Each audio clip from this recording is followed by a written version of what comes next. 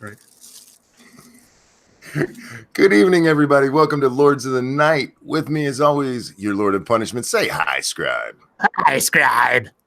And missing again tonight is our buddy Satsu. He's having some internet issues as he moves to his new place. He will be back, hopefully tomorrow. But until then, it is the Scribe and Money Show number 12. It's not actually necessarily number 12. I didn't go through and count. I just like the way the XII looks as in Roman numeral. Okay. So that's weird. Well, remember for the whatever. IMDb. Okay. Whatever. Internet Movie Database has been around for years now. You've never had anything to do with it till now. Well, I've heard it before, but I've always said it wrong. Okay. But in order to be on there, we have to have a slightly different title. So I gave it the numbers. I forget now who's maintaining all that for us? Steven was doing that. That's right, Steven. All right, thank you, Steven. I put my the Scribe Light IMDb link up on Twitter yesterday, and I forget who it was, but somebody said, well, you're pretty full of yourself. I'm like, no, I didn't make it. No. This is one of our viewers did it. I didn't do it for myself. Like, oh well, fine, whatever. Yeah, even though viewers did that for us, I am very full of myself and not ashamed of it. We do have to mention that Jenna P, if you happen to be here, or are here in the future, or chat if you see her before we do, we were supposed to sing happy birthday to her daughter today, because her birthday was yesterday, as I understand it. But one of the stipulations was that Satsu was here in order to have the full effect. And since Satsu's not here to have the full effect, we're uncertain if we're still supposed to sing in his absence. So if Jenna, you are there, or if chat, you see Jenna before we do, let us know in some way, shape, or form, either Twitter or otherwise, and we'll figure that out. So just holding off until we get your instructions, because we want to make sure we do everything as requested. So I stayed up way too late, right? And I was playing video games with Dax. And I go and I lay down, take my sleep, which is kind of like a nap. Uh-huh. And I wake up and my Twitter mentions are just blown the fuck up. Mm-hmm. And so I go scrolling through them. And none of them were about me. It's because my stalker has latched onto Undoomed. Well, at least you know that Undoomed was her second choice. Satsu's mom, how you doing, sweetie? I hope you're well.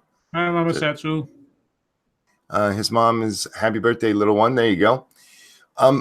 The funny thing about that, though, with the whole stalker thing, this whole stalking incident started 2 years ago in a video that was actually about Undoomed. So it's like the circle of stalker life, y'all. Because in the original comment that pissed her off so much that made her start stalking me, Danny Quartz had made a video about Undoomed, but me and Undoomed had both made a response to the same video. Mm-hmm. And Danny was like, Ranting Monkey is not even important, so I'm not going to do his. I'm going to do Undoomed. And Stalker Girl made a comment to that video about how both me and Undoomed probably never got laid in high school. And I just responded, it's weird that you're thinking about how we use our genitals. And that's how it all started, y'all. It's the circle of strife. It's the circle of stalking, y'all. But other than that, Monkey Dick, Jim Jones, movies, video games, hit that like button, guys, and share. Share our stuff far and wide. Scribe makes videos. I make a shit ton of streams. So there's plenty to share. And don't forget to share Satsu, even though he's not here. Anything else before he moves on to the news? Oh, you forgot something. What did I forget? So, happen to have a review of Reservoir Dogs? Oh shit! I didn't watch it. Yeah. No. I spent all day Sunday asleep. Yeah. Mm-hmm. No, dude, I slept 12 hours Sunday. Okay. All right. Well, given that you've already told me how you basically got the house to yourself tomorrow. Okay, I'll do my best to watch it tomorrow. But as I told you, part of my day will be spent with music really loud and me singing along really loud with it. Hey, the soundtrack to that movie is sing-alongable. All right. So I'm just saying. For the record, the chat yelled at me yesterday for this. Oh, for not watching it? For not watching it. I'm like, guys, I was not awake. Chat, thank you. Thank you for at least so. trying to keep him in line, even though obviously it's impossible. So he hasn't seen Reservoir Dogs. I know. And I told you I would, and I feel horrible about that. And yeah, I will. Yeah, I will. Sure. Yeah. Okay. All right. Believe it when I hear you say you see it. All right. Anyway, and I will be quizzing you to make sure you didn't do like Cliff Notes version or some shit like that. All right. Well, let's start off with some sad news. Honestly, some surprising news because given his age, I wouldn't have seen this coming, honestly. But Luke Perry, star of Beverly Hills 90210 and Riverdale, is dead at 52. Oh, damn. Luke Perry, who played the beloved Dylan McKay in the hit coming-of-age series Beverly Hills 90210, has died. Perry, 52, died Monday after suffering a massive stroke, his publicist Arnold Robinson told CNN. Quote, he was surrounded by his children, Jack and Sophie, fiancée Wendy Madison Bauer, ex-wife Minnie Sharp, mother Ann Bennett, stepfather Steve Bennett, brother Tom Perry, sister Amy Coder, and other close friends and family. The family appreciates the outpouring of support and prayers that have been extended to Luke from around the world and respectfully request privacy at this time of great mourning. No further details will be released at this time. Born Coy Luther Perry III, Coy, in Mansfield, Ohio, and raised in the small community of Frederickstown, Perry moved to Los Angeles to pursue an acting career soon after graduating from high school. There he worked a series of odd jobs as he tried to break into the business. The Big Apple beckoned in 1988 after he scored an appearance as Ned Bates on the soap opera Loving. God, I haven't heard of that in a long time, which required him to move to New York City. In 2013, during an appearance on a radio show, Sway in the Morning, Perry said it took him 256 auditions before he scored his first gig. Quote, I just kept thinking, I just walked out of a room full of fools, Perry said, of how he maintained the confidence to keep going. Those people have no idea. The same year as his Loving appearance, Perry landed a role on another soap, this time portraying Kenny on Another World. But it was his role as seemingly bad boy Dylan McKay on Fox's Beverly Hills 90210 in 1990, which shot Perry into the atmosphere. Well, at least on that show. He was huge at that time, man. He was, yes, he was huge.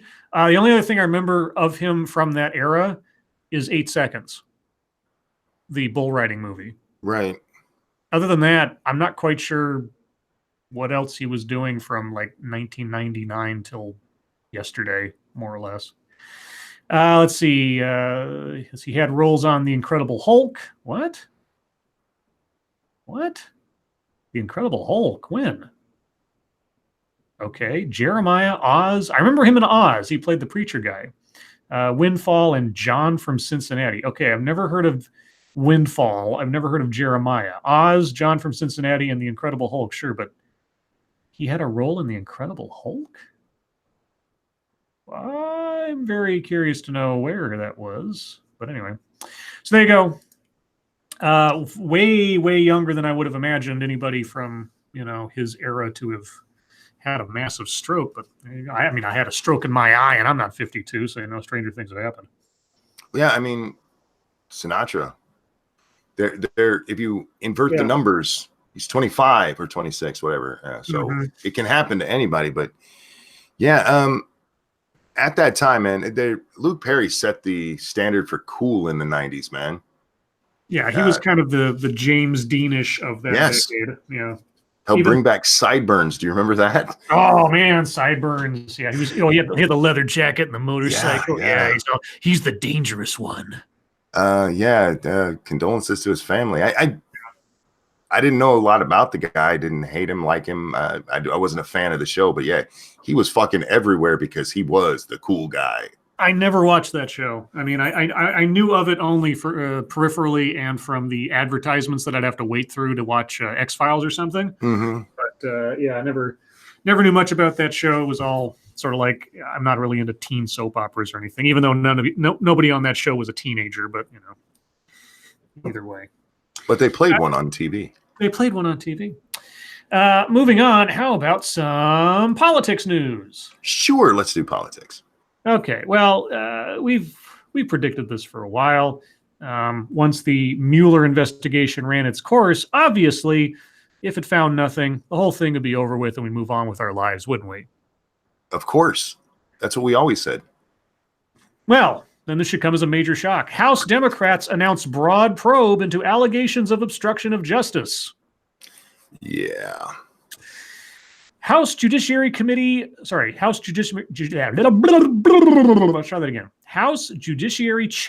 Jerry Nadler on Monday announced a sweeping investigation into President Donald Trump's campaign, businesses, transition, and administration, a probe that would lay the groundwork for Democrats if they choose to pursue impeachment proceedings against the president.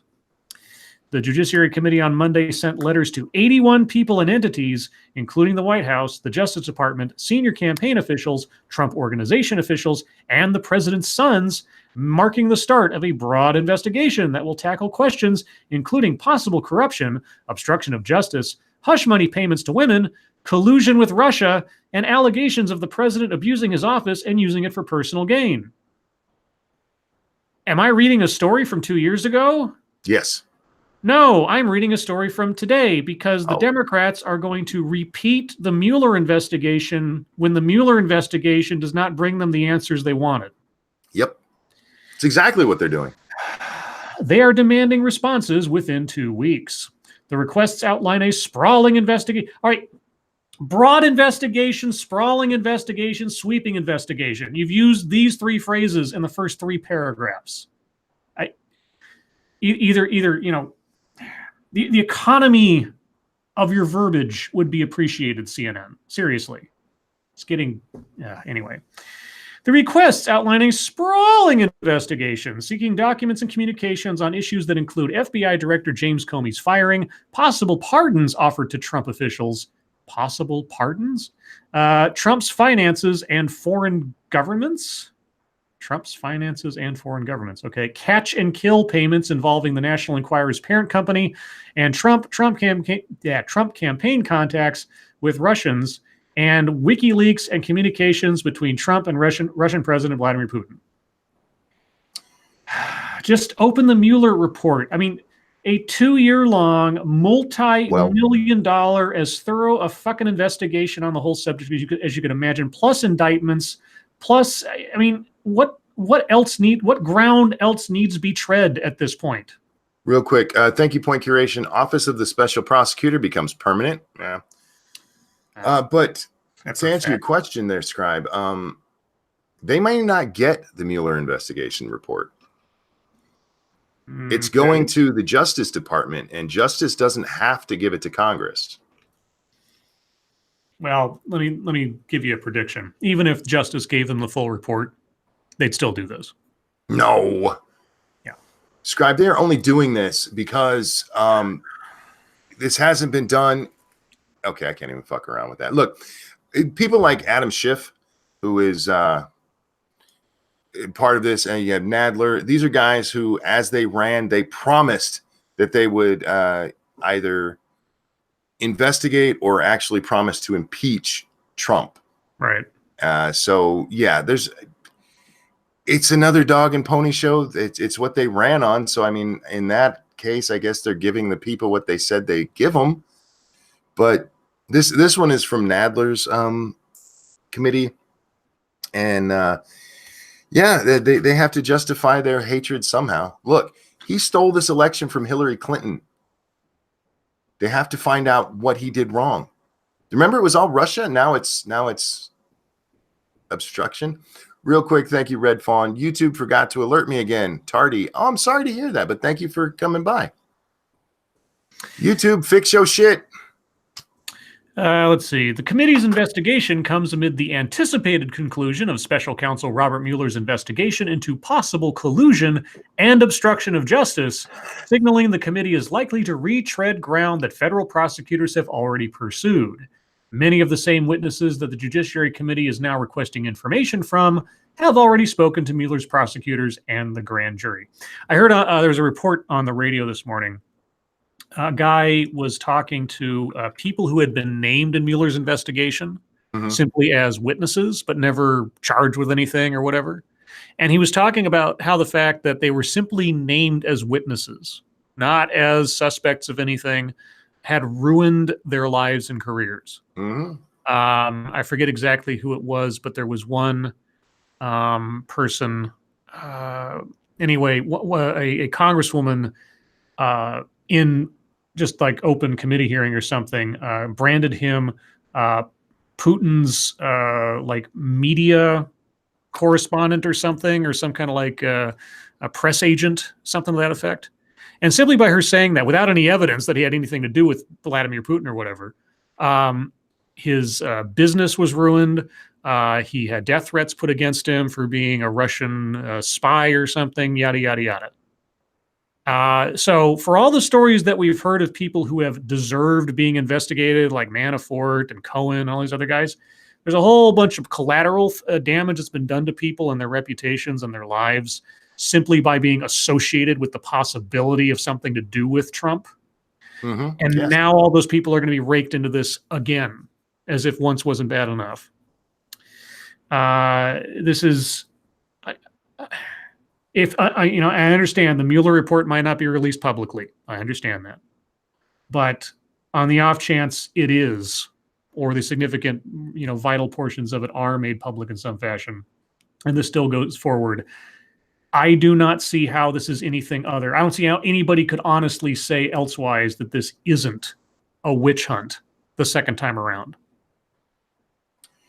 Septus Wolf, the funds that I raise here are for various different causes that I have. Today's is for my defense fund for when I'm called before Congress. Yes, because they will get to everyone eventually. Well, here's the difference, Scribe. As you know, you don't necessarily have to prove a president did a crime to impeach him. True. So that's what they're getting at here, is that it's enough. Because I want to talk about a tweet from yesterday that kind of ties into this. Did you see when Meet the Press tweeted out about Cuck Todd? No. Yeah, they accidentally called Chuck Todd Cuck Todd. But here's the full tweet.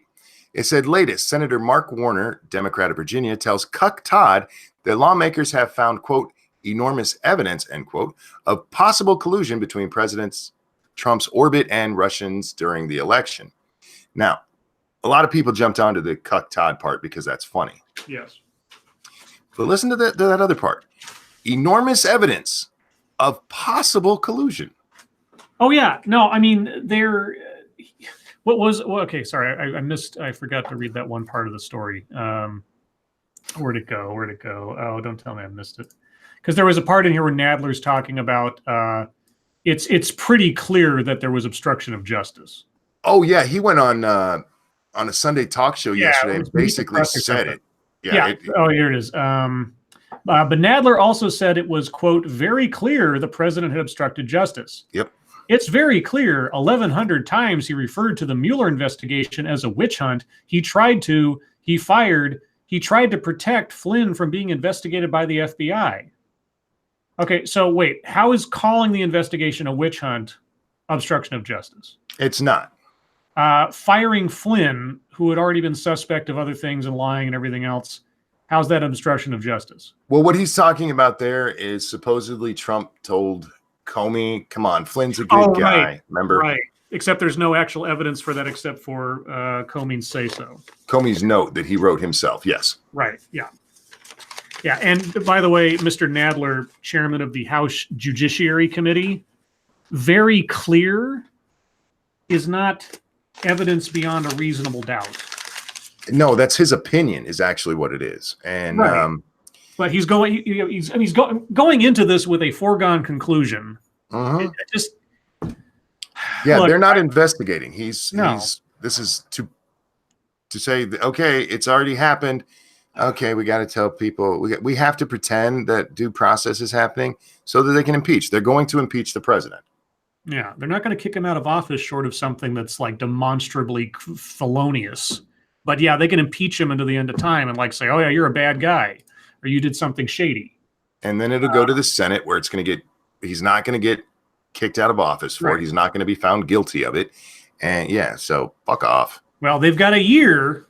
They've got just over a year to impeach him because after that, man, we've already into the election, and then he gets his second bite at the apple. So they're going to help him in the election.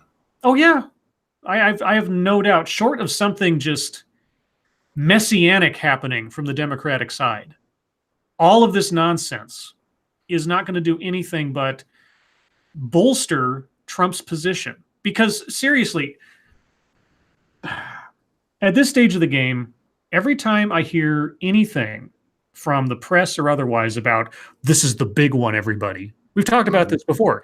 This is really important. All I hear, or all I see in my mind's eye, I suppose, is the kid running into the village crying wolf for the 17,000th time.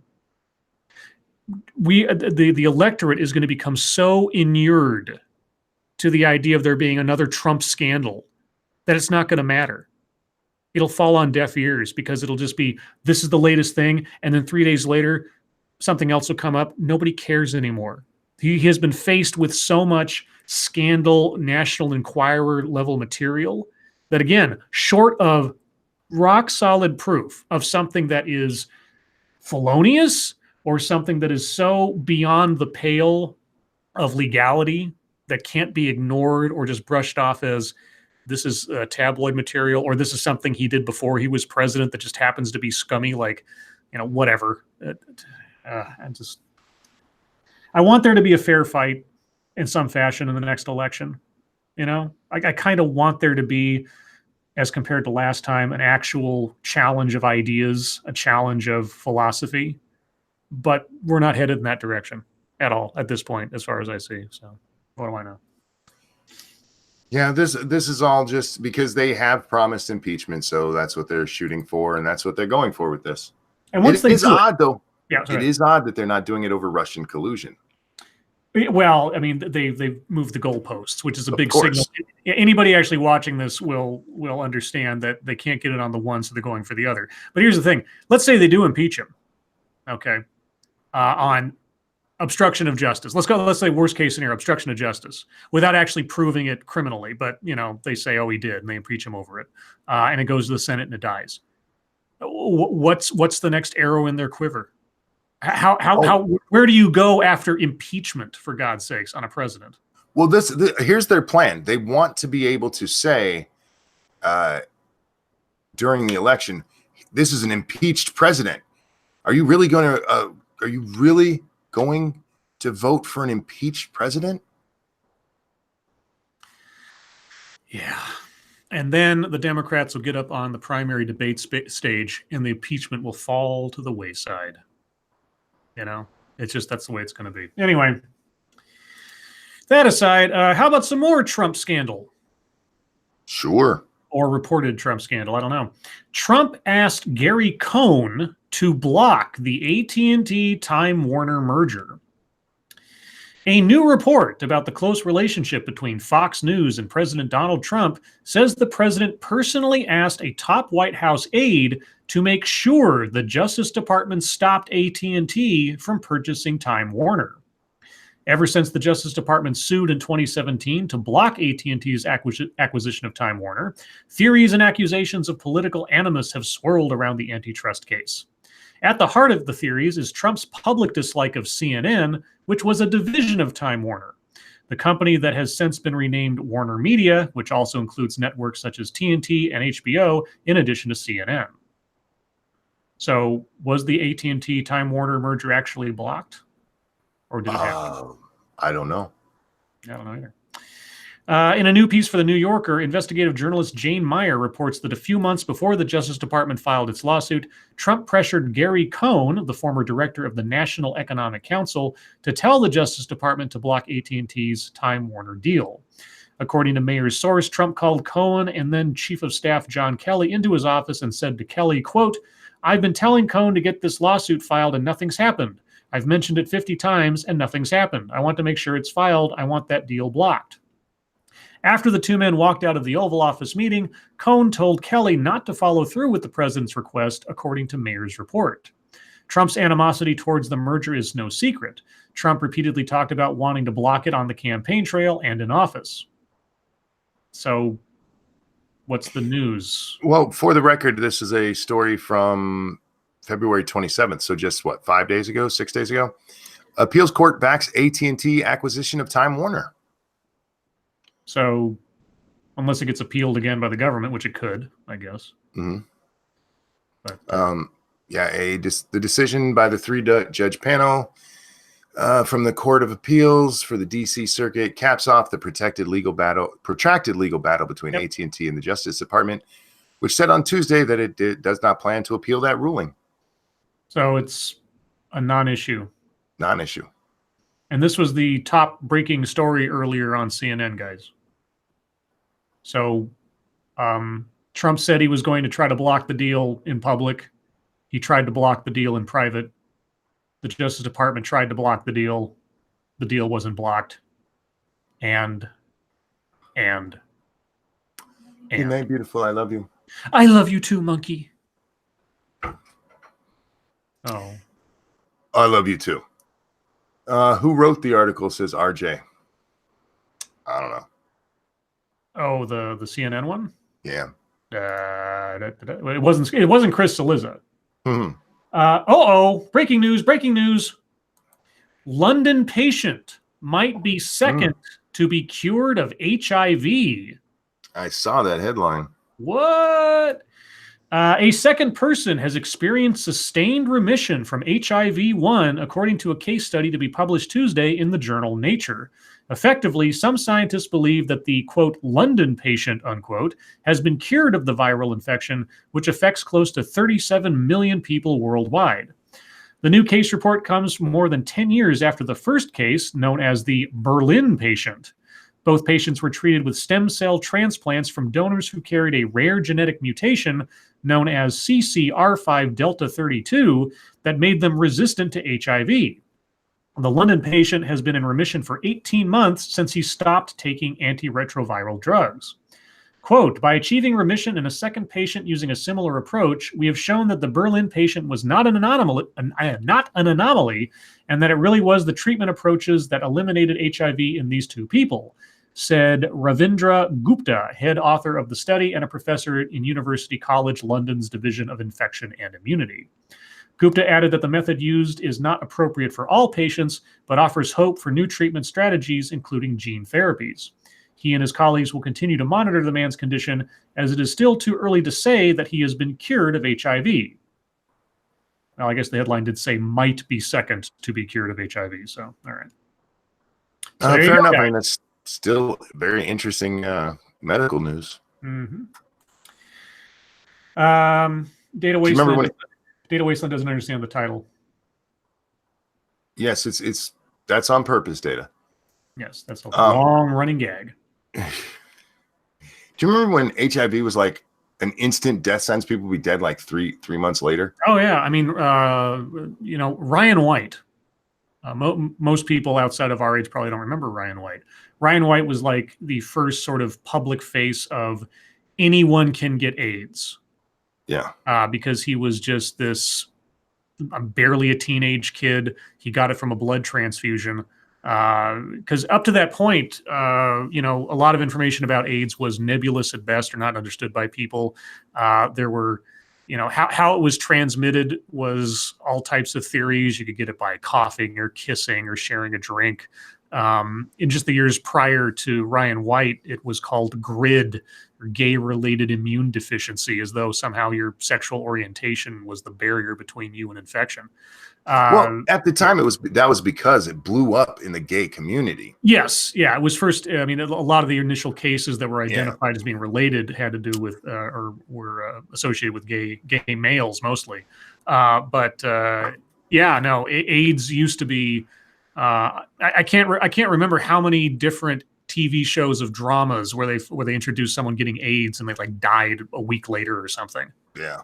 I remember this one episode of Law and Order, where the person they were after had transmitted AIDS to people without telling them, and one of the people they interviewed found out she had AIDS, or found out that she might have AIDS. She tested positive and like died 3 days later or something. It was crazy. Or at least, I mean, that's a fictional version of it, but those kind of stories weren't unusual either in real life. The first time I remember hearing about AIDS, my mom was watching an episode of Hotel. Oh, God. Okay. Yeah. And there was one person on there, and they kept talking about how they were always sick. And my mom goes, they have AIDS. Yeah. I'm like, what? And yeah, it turned out the person had AIDS, and they like died at the end of the show. It's like, what the fuck? Yeah. Well, let's see. How can I segue this? Speaking of myths that turn out not to be true. Oh, please tell me you're reading the one I think you are. Google moves to address wage equity and finds it's underpaying many men. Yes. Surprise, surprise. I'm shocked. Surprise. Now, here's the thing, though. I would think, I know I'm wrong, but I would think that a story like this would make feminists happy. No. Moving on. San Francisco. When Google conducted a study recently to determine whether the company was underpaying women and members of minority groups, it found, to the surprise of just about everyone, that men were paid less money than women for doing similar work.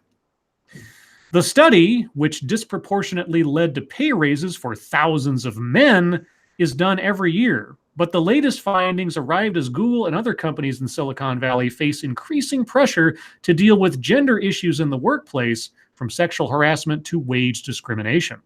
Now stop just for a second, because I'm reading the same article you are as we go. Mm-hmm. The study, which disproportionately led to pay raises for men, that's because they're underpaid. Keep going. I'm sorry. Well, it's hard to tell if disproportionately is meant as some kind of pejorative there or just a descriptor. Either way, it's unnecessary. It depends on context. That's all. And I'm not being facetious. I mean, that's just, anyway. It's to remind us that men are still getting ahead. Okay. Gender inequality is a radioactive topic at Google. The Labor Department is investigating whether the company systematically underpays women. Well, it obviously doesn't. It has been sued by former employees who claim they were paid less than men with the same qualifications. And last fall, thousands of Google employees protested the way the company handles sexual harassment claims against top executives. Critics said the results of the pay study could give a false impression.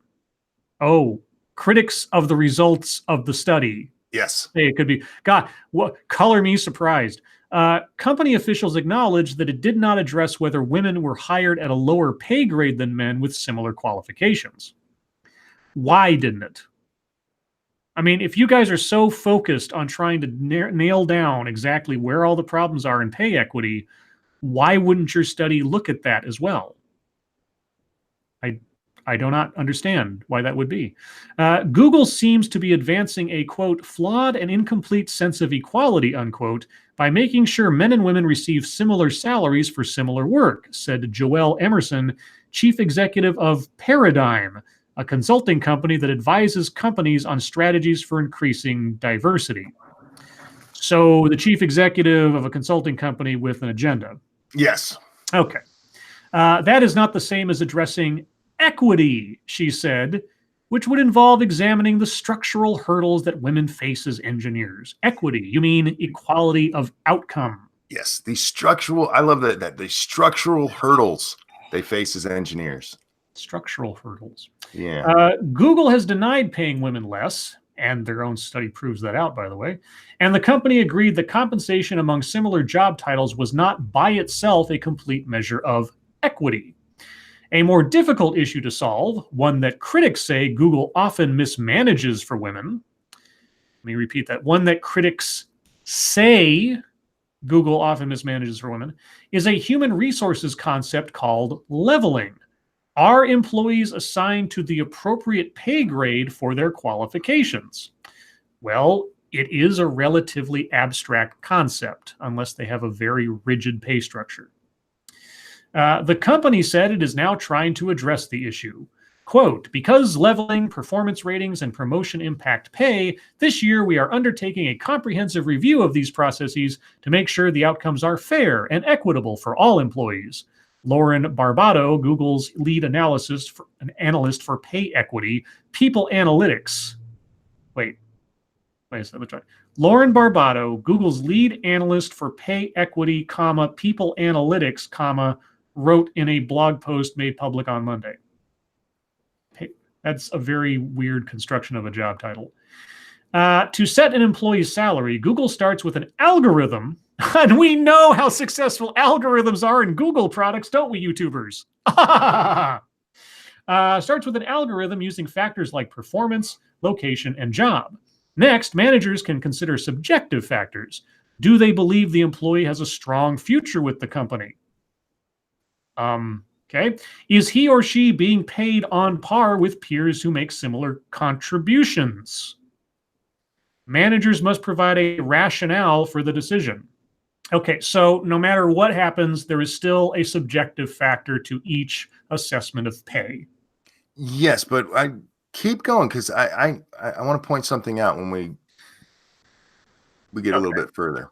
While the pay bump is helpful, Google's critics say it doesn't come close to matching what a woman would make if she had been assigned to the appropriate pay grade in the first place. Kelly Ellis, a former Google engineer and one of the plaintiffs in the gender pay suit against the company, said in a legal filing that Google had hired her in 2010 as a level 3 employee, the category for new software engineers who are recent college graduates, despite her 4 years of experience. Within a few weeks, a male engineer who had also graduated from college 4 years earlier was hired for Miss Ellis's team as a level 4 employee. That meant he received a higher salary and had more opportunities for bonuses, raises, and stock compensation, according to the suit.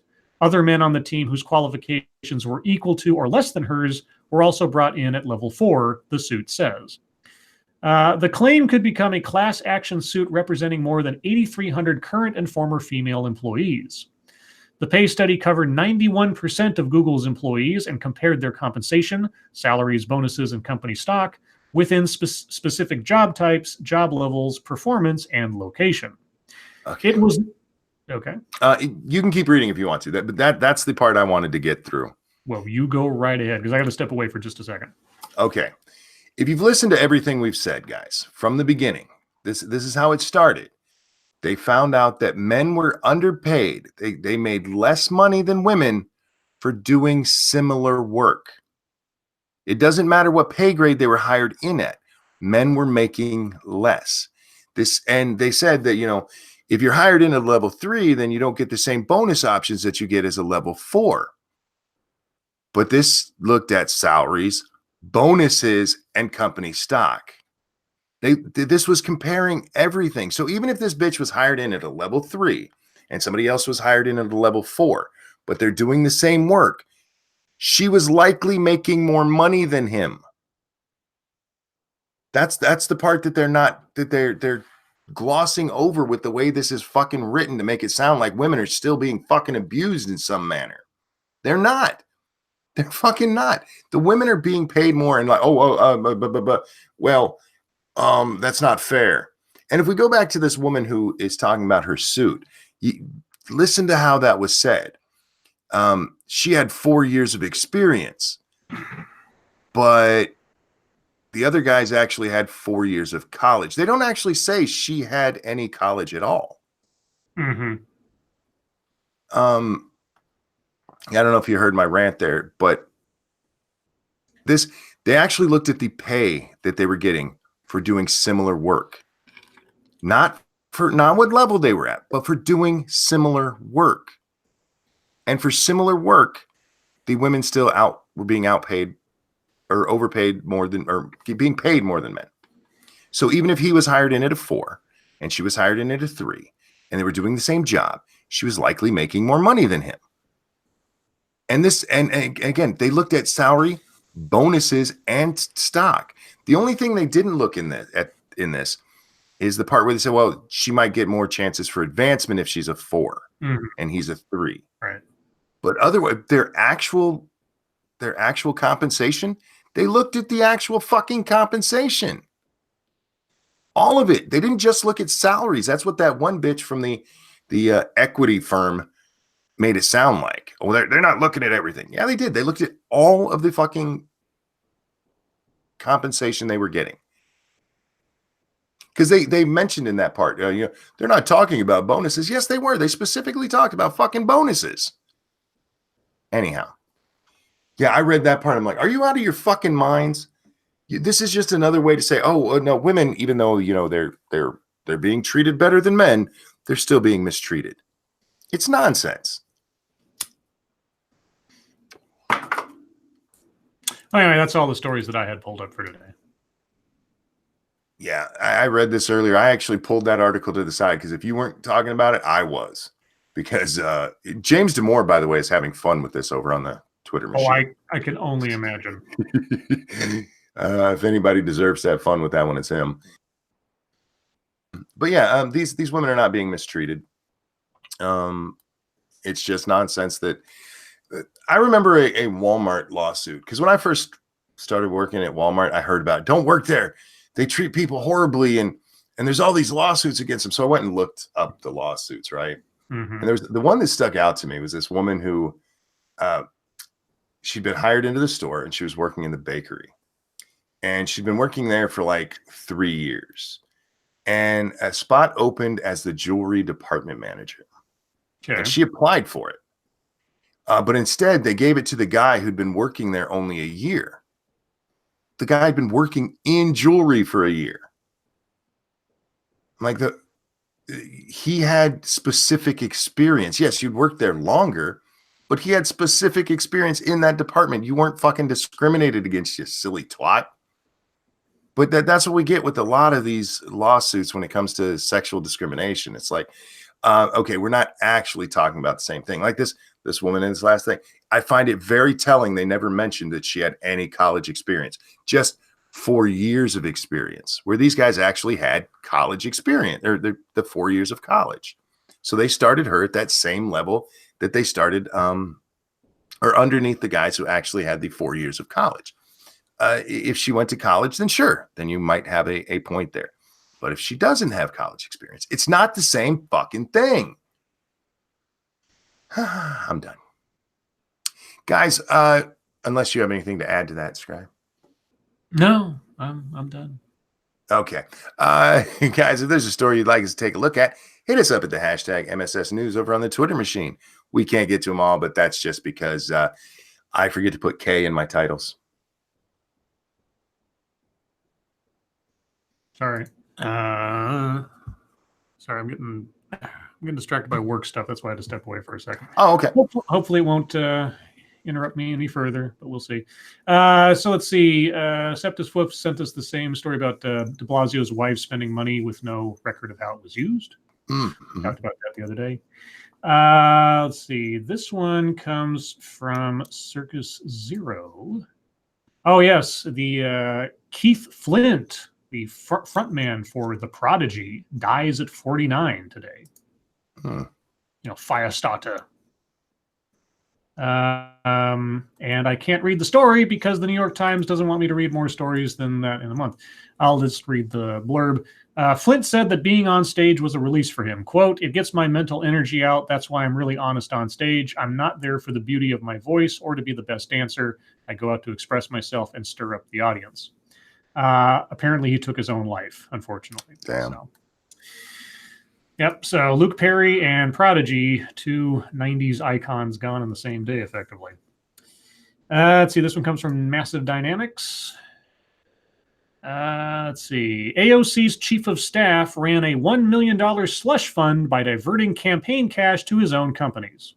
Is that true? Well, this comes from the Washington Examiner, so take it as you will. Two political action committees founded by Representative Alexandria Ocasio-Cortez's top aide funneled over $1 million in political donations into two of his own private companies, according to a complaint filed with the Federal Election Commission on Monday. The cash transfers from the PACs, overseen by Saikat Chakrabarty, if I'm saying that correctly, the freshman Socialist Democrats chief of staff, run counter to her pledges to increase transparency and reduce the influence of dark money in politics. Chakrabarty's companies appear to have been set up for the sole purpose of obscuring how the political donations were used. The arrangement skirted reporting requirements and may have violated the $5,000 limit on contributions from federal PACs to candidates, according to the complaint filed by the National Legal and Policy Center, a government watchdog group. Campaign finance attorneys described the arrangement as, quote, really weird, unquote, and an indication, quote, there's something amiss, unquote. They said there was no way of telling where the political donations went, meaning they could have been pocketed or used by the company to pay off the book's campaign operations.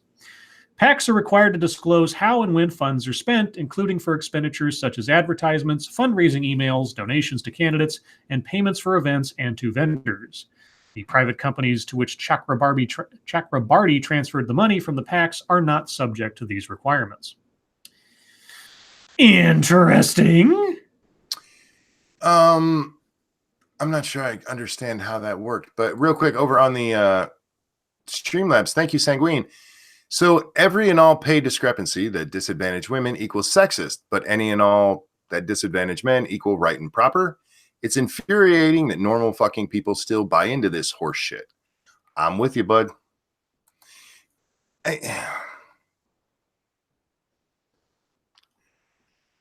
How in the hell did he funnel this money? If he was the finance manager for the campaign and he was the one who was able to write the checks, I don't know, I suppose. I mean, I would call it embezzling, but I don't know how it qualifies in the whole campaign finance world. So, yeah, that's weird. Okay, and it happened. I'll be watching AOC's nose. Fuck that. I know. She's turned out to be a dirty little bitch. We can talk about that more later. But all right, this one comes from George Mason. He says, "Just for me." I recognize the name. California serial killer Juan Corona, dead at 85, and nobody shed a tear. Juan Corona, one of the most active serial killers in the United States before he was convicted in 1971, died Monday at the age of 85. He had been serving 25 concurrent life sentences at the time of his death. Corona, incarcerated in Corcoran, California, was convicted of killing and burying the bodies of 25 California farm laborers. He had been moved to an undisclosed hospital, Vicky Waters of the State Department of Corrections and Rehabilitation reported, where he eventually died. Many of the workers he killed, usually via stabbing, were actually hired by Corona. He later buried their bodies in shallow graves along the Feather River north of Sacramento. He killed one of his victims with a gunshot wound to the head. And I'm pretty sure that there was more than just the 25 he was convicted of. But anyway, poor guy. I'm so sorry. I mean, he's 85. Luke Perry, 52. Juan fucking Corona, 85. Anyway, moving on. This one comes from Frosted Glass. Which one do I want to do? Frosted sends us so many. It's hard to... how about this one? Girls should not pay the price when boys don't want to compete against them. A Colorado wrestler's decision to forfeit a state tournament match rather than compete against a girl exposes the pressing need for wholesale gender equity in high school sports. Okay, stop right there. If we're talking basketball, okay, boys want to play against girls, or boy doesn't want to play against a girl. That's kind of weird. Just go out there and do it. We're talking about wrestling. I wouldn't want to get on a wrestling mat with a woman. Well, here's the story. When Brendan Johnston inspected the draw at last month's Colorado State Wrestling Tournament and saw his forthcoming pairing, the high school student from Colorado Springs made a decision to show respect to his opponent. He forfeited. The reason? His opponent, Angel Rios, was a girl. I assume is still a girl. And Johnson said that going forward with the contest was against his ethos because of the, quote, physical contact, unquote, involved in wrestling. Quote, I guess the physical aggression too, he told the Denver Post. Quote, I don't want to treat a young lady like that on the mat or off the mat. And it's not to disrespect the heart or the effort that she's put in. That's not what I wanted to do either, unquote. The reaction to Johnson's decision to forego the final match of his high school career has varied. Some praised him for his politely articulated expression of respect for Rios. But others, myself included, says the author of this article, believe he disrespected Rios by not giving her the chance to compete, leaving her with a hollow victory that cheapened her many hours of sacrifice. Maybe if we as a society can one day stop sexualizing girls' bodies when they are competing in sport, episodes like these will become relics of a bygone era. It wasn't about sexualizing her body. It was about he was going to fucking hurt her, and not intentionally. Well, there's that, and there's several people who have said it in chat. You're wrestling around, your hands are all over the place. Exactly. There's that too. And then it's not about sexualization so much as accusations. Yes, exactly. Yeah. Oh, real quick. Sanguine, again, thank you. They're going to get teen girls crippled or killed and teen boys athletically #MeToo. Yes, exactly. Mm-hmm. We're not talking about, this is a contact sport. Boys and girls, look, I wouldn't do it. No. If your hand accidentally slips, grabs her boob, or very easily somewhere else grabs her crotch. I mean, no. Yeah, he dodged a bullet as far as I'm concerned, both as chivalry and as practicality. And this woman, or this writer, he disrespected women. I bet this author doesn't say the same thing about that football player who punched a woman who punched him first. Mm-hmm. I bet she's not. Oh well, at least he was being gender equal there. It was a physical contest of equal attempt. Yeah. Let's see. This one comes from Jack the motherfucking Cockring. Strange and cringeworthy. Beta boy liberals on leashes bark, growl, and roll on ground at Trump star on Walk of Fame. Time out before you read this. Have you read this yet? No, I just got to it now. Oh my God, I read this morning. Oh, go ahead. I'm gonna mute myself while you start. That's comforting. So this happened at the Trump star on the Hollywood Walk of Fame. Liberals dressed as Trump supporters act like growling, barking, savage dogs. This is Trump derangement syndrome reached an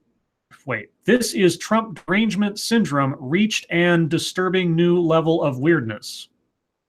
What? Okay. The audience all clapped when they were done with their performance. Apparently, there was a casting call for the actors. Quote, male Caucasians for human dogs. Male/female people of color to be dog walkers. Male/female LGBTQ to be dog walkers. To submit for a role in this project, please RSVP and DM us ASAP and tell us a little bit about yourself, as spots are expected to fill up fast. Tag your friends. There's a video involved. Okay. Well, I'll put the link. Oh, you put the link in the chat already? Yeah, I already threw the link in there. Okay. The article I read earlier today had a lot of pictures from this. Okay. Including a picture of all of them standing up on like these stairs where the Trump actors were down in front and the dog walkers were up behind them, and a picture of one of these dogs being walked and a little black girl petting its head. Even as actors, how do you have this little respect for yourself? This is not a thing. Like Ramen said, if that isn't a kind of kinky play, look, if this is kink degradation, that's a different thing than this. This is, I am so ashamed to be white. Please make me pay for it. And there's actually a thing that they, the people who sponsored this art project, they actually said that, I'm going to be paraphrasing here, but it shows that the people who should be the maddest and angriest are actually the nicest in walking people to the path of empathy, I think is the word they used. Oh, not the empathy argument. Yeah. I'm like, are you out of your fucking mind? what this is if you like Trump, you're bad, and especially if you're white, because notice only the white people were down on the ground like that. This is more prostrating of horrible white men. These people prostrating themselves. Look, I'm a bad man. Fuck off. You people have no self-respect, and I don't think anything good's going to happen in your life because you don't deserve it. Just you've inspired me to repost one of my videos to Twitter where I kind of give my treatise on the whole empathy argument in these type things. 1 second here. So, yeah, because whenever I hear, we're here to teach empathy, or we're here to encourage empathy amongst people, or we're here to promote empathy, whatever. It is one of the most insidious methods of quote unquote argumentation or salesmanship in ideologies, because it is both an accusation and a con. An accusation that whomever you're talking to lacks empathy because they don't agree with you. That's basically it, because you're saying like, okay, what I'll let the video do the talking. I'm just going to post it. Well, while you're doing that, Ebony Williams in chat said, I just felt anger and pity. I didn't feel pity. Not an ounce of it. It was a choice. They chose to do that. They weren't being forced to. Instead of pity, I'd say anger and disgust. That's disgusting. And I mean that for anybody doing that. Again, if it's your kink, that's different. But if you're doing this as some, I'm a horrible person for the way I look, or my sexuality, or any, then you're fucking disgusting. Were they paid for this? Because it was like they're hiring actors. I mean, if they got paid for it, I don't disrespect them as much if they're getting compensated. Just because there was a casting call doesn't necessarily mean there was a payment. That's what I'm wondering. I mean, if this was a job, like they were getting like, $20 for an hour or something. Okay. But if they were like doing this as some sort of like grand virtue signal, that's pretty pathetic. Yeah. Let's do one more, and we may come back to it if we have to, but let's just do one more. Yeah, a lot of people have been sending us the Google story, so thank you guys. This one comes from Devil Fruit Zero. I saw this, I think, yesterday. Yeah. Oregon. Okay. No, I saw it too. I'm sorry. Oregon man, dog, survive 5 days in vehicle stuck in snow by eating taco sauce. Okay. This is how the story is written, guys. Talk about a survival story. An Oregon man and his dog were found alive Friday, 5 days after their vehicle got stuck in snow, forcing the 36-year-old to eat packets of Taco Bell hot sauce to survive. Now, here's a guy that's going to get free Taco Bell for a year. For life. Right here. Well, yeah, perhaps so. Jeremy Taylor and his dog, Allie, were located near Wake Butte, Oregon, just after 2 p.m. Friday, after he was reported missing on Wednesday, Deschutes County Sheriff's Office said. Taylor, who enjoyed off-roading, was driving last Sunday when his vehicle got stuck in the snow. He told investigators he woke up the next day and tried to walk to safety, but the deep snow made it hard and forced him and Allie to return to the trapped vehicle. Quote, Jeremy stayed warm over the next 4 days by periodically starting his vehicle and used a few taco sauce packets he had as food. Police began searching for Taylor on Wednesday and said he was last seen Sunday getting gas in Sun River. On Friday, the snowmobiler, there's only one apparently in all of Oregon. These snowmobilers located the duo, who were described to be in good condition but hungry. They were later reunited to family and friends. Taylor later wrote on his Facebook page that he and his dog were safe. He also confirmed he survived on 3 packets of Taco Bell hot sauce, saying, Taco Bell's fire sauce saves lives. Thank you, everyone. I'm safe. I'm safe. My Allie dog is safe. I really appreciate all the help. Got lucky. Let's never do that again. Yeah, he's gonna be spokesman for Taco Bell in about 5 seconds. I mean, Taco Bell for life when Taco Bell kept him alive. I mean, this is a Yeah, that'd be perfect. yeah. So that's an amazing story. I mean, that's why you never throw away sauce packets, guys. Yep. But there you go. There's MSS News. All right, guys. And with that, we're going to move on to the YouTube's time. And I've been quite busy in the streaming thing.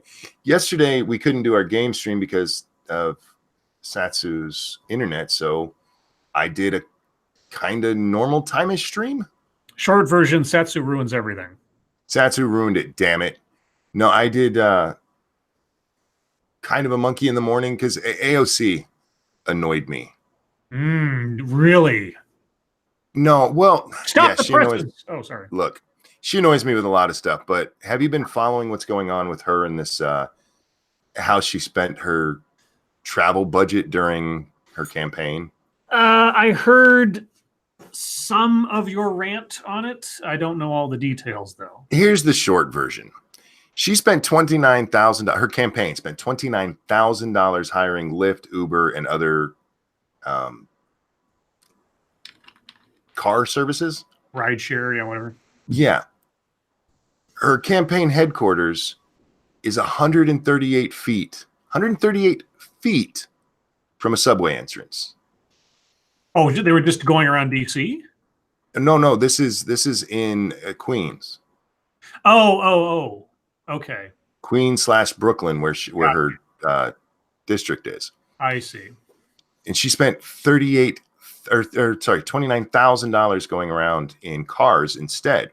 This is the same woman who told us how she walked so much, knocking door to door, that the soles of her shoes started soaking in the rain.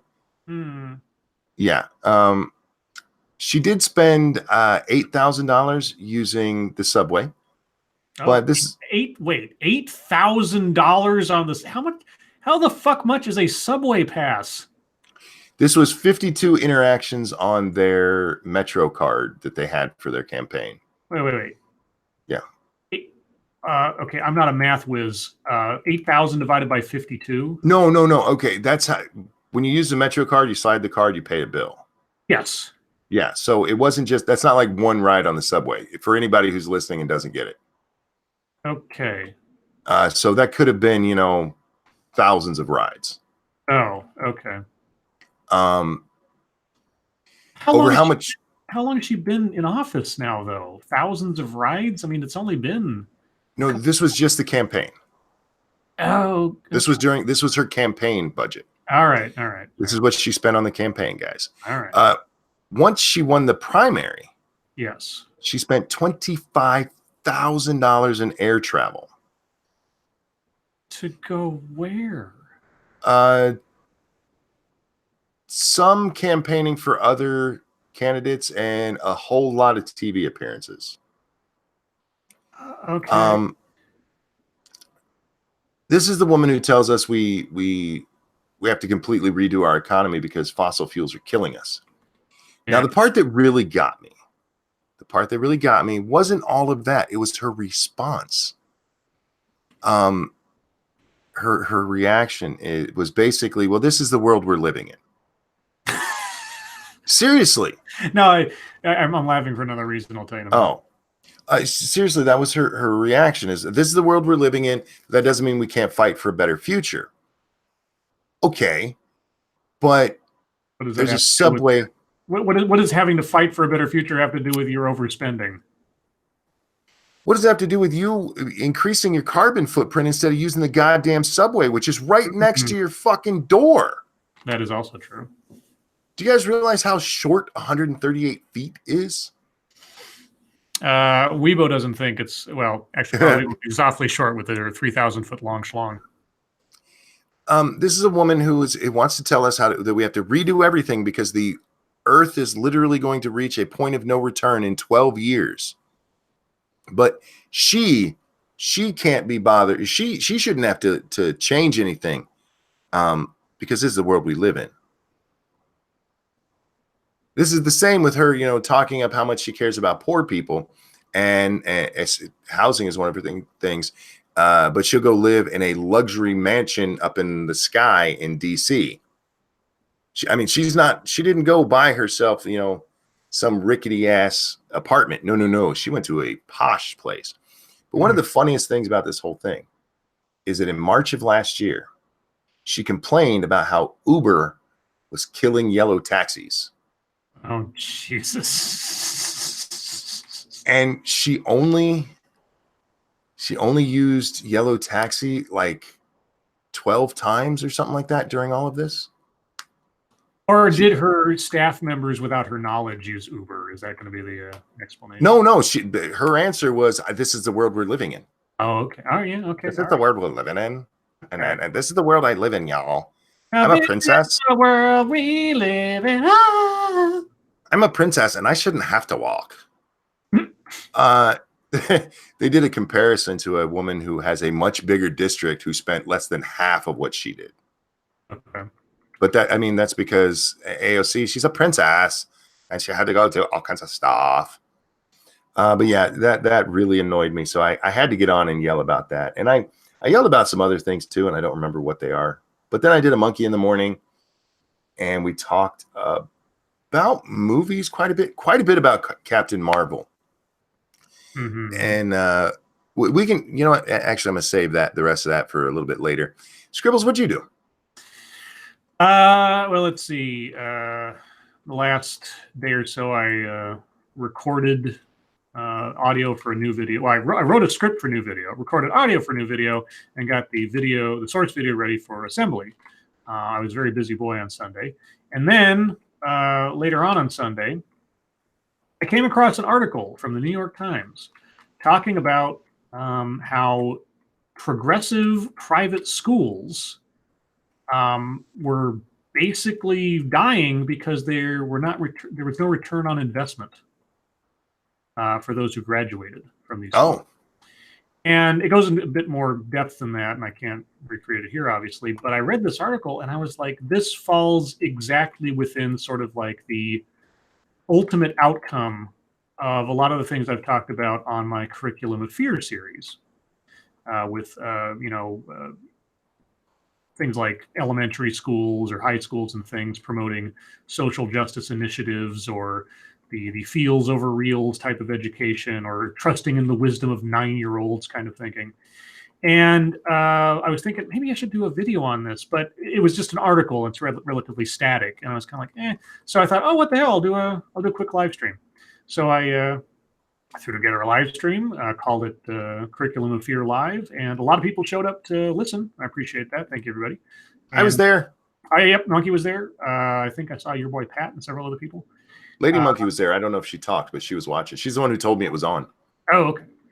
But yeah, so I did that for just under an hour, and went over the article, talked about some other thoughts I had about education and things like that in general. It was interesting article. But the gist of it was people paying, at least in the examples in the article, people paying up to $63,000 per year for one of these private schools where there aren't letter grades, just insightful evaluations, and students are allowed to create their own majors and all this other stuff. And what do they get out of it? Nothing. And you know what was the biggest indicator they got nothing out of it? Because less than 25% of alumni actually gave back to the colleges after they graduated. Probably because they were still paying off their student debt for this useless degree they got.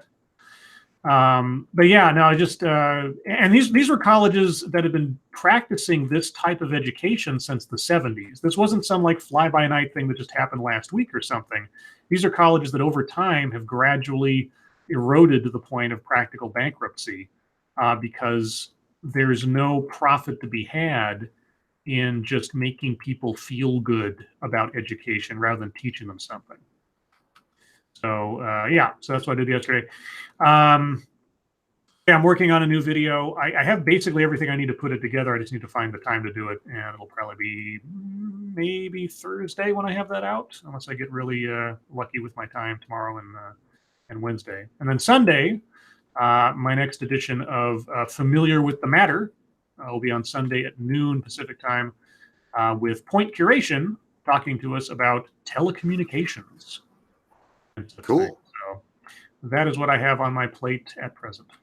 Cool. Real quick over on the Streamlabs. Thank you, Sanguine. Like any and every socialist / communist throughout history, she didn't become a party person just to live like the peasants. The only people that ever prosper under socialism and communism are the party inner circle. You're not wrong. Yeah, she certainly isn't living like a peasant. There's actually some there might be a problem with the building she lives in, because apparently there's a law in DC that all such buildings have to have low income units in there, and that one doesn't for some reason. Yeah, she ain't living like no peasant, man. Do you have any fucketry tonight? Yeah, I had something. Hold on a second. I'm going to look for it. You go ahead. I'll break in with mine when you get to a decent pause point. I don't have a whole lot. I mean, I saw this guy, Blake Yerian, who said, it's disappointing how many libertarian women take high contrast photos of their ass while holding a rifle or otherwise selling their sexuality for internet attention from equally disappointing drooling men children. Mm-hmm. Now, here's okay. Maybe I'm missing something here. This is the picture he was responding to. There's no ass. There's no gun. It's not really sexual. No. I mean, unless you think she's pretty. Yeah. Her boobs aren't even, I mean, like up front and center. It's a selfie for all intents and purposes. Yeah. And I've started to see this a bit. Real quick, thank you, Orpheus, for your degree in instant ramen anthropology. Thank you so much. I've started to see this more and more recently. I mean, we've always seen it, but guys who bitch because there's a pretty woman out there who's getting attention, and oh my God, she might have used her sexuality to get some of that attention. I follow the person he's talking about there. I think there's pictures of her shooting a gun somewhere online. She might have a butt shot or two. But it led me to post this over on the Twitter. And it's actually something we talked about on Monkey in the Morning last night. Life is not a zero-sum game. If someone has something you want, you can get it too. Stop blaming your failures on them. Mm-hmm. Just because this woman is getting attention in the libertarian movement, and I'm guessing he's a libertarian, because she has a cute ass and she's flashing a gun now and then, she's not taking attention away from you. Yes, there's only so much attention in the world, but believe me, we've not come close to hitting that mark. It's very much the same as when people bitch because somebody has more money than them, or somebody gets a Brie Larson with her bullshit about just because, this white guy was able to do this movie review, that meant other people didn't. You could have gave more movie reviews or more interviews. You didn't have to just do those interviews, because that's what her excuse was for why she only, she's only doing those now. Only people of color, and in that case, the cripple woman. Life is not a zero-sum game. Get more interesting. Get better at what you do. Stop blaming everything that fucking happens in your life on people who have nothing to fucking do with it. The guy who wrote that is a weird-looking motherfucker. One of those bow tie wearing idiots. Sorry, guys, stop wearing bow ties. Like Tucker Carlson? Kind of, yes. Oh, okay. And look at what happened with Tucker. Tucker took that weird ass bow tie all the way to the top, man. But I'm getting sick of seeing this shit. Stop blaming women because you're not popular. You just suck. I mean, that tweet sucks. That makes me never want to read your tweets again. Did you read his tweets to begin with? No, but you know what? How often I find tweets is because somebody tweets something I have never read their stuff before. I'm like, oh, that's interesting. And I start following them. Okay. So, I mean, when you start off like that, yeah, a whole bunch of people are going to be like, fuck this guy. I found my fucketry. Go ahead. It's actually self-imposed after a fashion. So I tweeted out today, I am officially announcing my independent candidacy for President of the United States in 2020. I am a one-issue candidate with all of the benefits to our economy and to science that will result from my singular goal of Moonbase. Hashtag Scribe 2020. I got an immediate response. I'm so disgusted by this lack of vision that I am announcing my candidacy for president in 2020. Hashtag Robot Monster 2020. My response. As a nation, we cannot allow our vision for the future to be so narrowly focused on something as incidentally useful as Robot Monster 2020. Moonbase is the next logical and necessary step in advancing human civilization. Hashtag Scribe 2020. Hashtag No Roman. Then came this. This kind of aggressive single-planet satellite isolationism is what's holding American prosperity back. Scribe would have us digging in a celestial sandbox while China spanks us with the Kuiper Belt. Hashtag Modern Galactic Economy. Hashtag Robot Monster 2020. Hashtag Scribe Bites. My response. Moonbase is the furthest thing from isolationist. Though an initiative driven by the USA, it would of course be an international endeavor.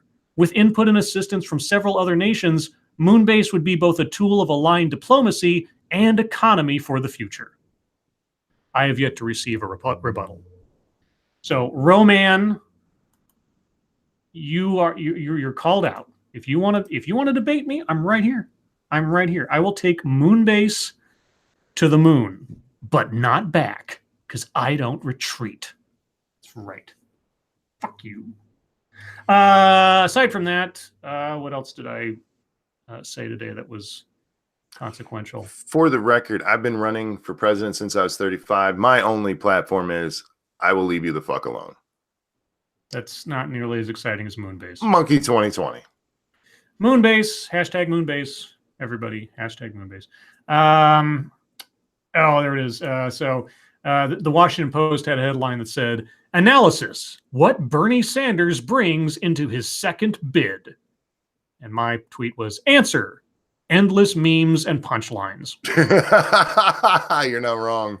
Let's see. Chris Elizabeth tweeted out, Trump said more than 100 exclamation point false things in his CPAC speech alone.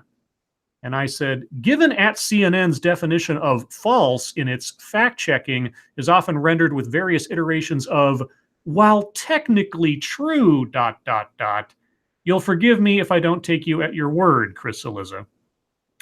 I was asked who my vice president would be, since I'm running for president. And I said, my vice president will be a well-known medical professional, as this is a science-based campaign. Dr. Pepper. Ooh. So there you go. That's my internet fucketry for today. Sanguine, thank you. All I'm going to say is scientists and doctors should only wear bow ties or no ties because that dangly shit normal tie is a cross-contamination fiend. I could see that. I don't know if that guy's a doctor or not. I